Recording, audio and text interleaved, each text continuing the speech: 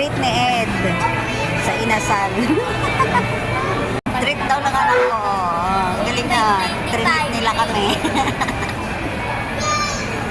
Pwede ni ata. Kakain dito, ha?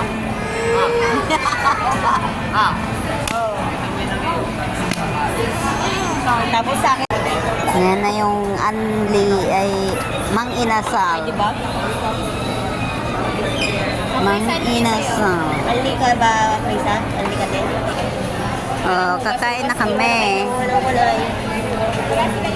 Maliit lang pala yung halo-halo. Akala ko malaki. Ano? Kilo. Hindi, halo. Ano ba tong Hindi ka pa ng extra TV yung kakain. Hindi ka naman inaano na Ate Krisa, napaka-arte mo naman. Sarap nito ah. Nilaan mo. Dinilaan daw siya ni Krisa. Wala yung daddy mo. Sige. Lilipakin kita. Krisa, ando. Wash time. Wala naman yung Ayan ako, hugas-hugas. Ganito na. magkutsara tayo. Magkakamay ka? Magugas pa? Hindi na maghugas. Hindi. Ba't hindi kumpleto kasi yung service nila? Ano ba yan? Gusto naman ako eh. Let's eat na baby guys. Kasi yung sausawan ko. Ayun o.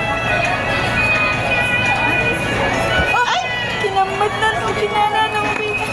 Nasin mo kamay. Mayo yan eh.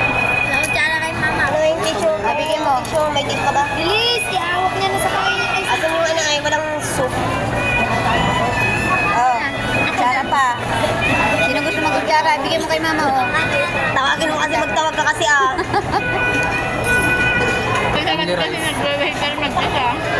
Kamot daw. Rice nga po.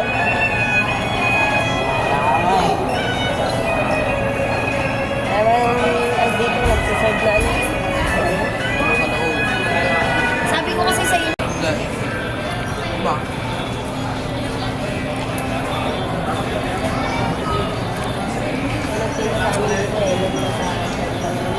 Umaga siya makaalis doon. Hintay na natin siya. Mani. 350. Ang tubo.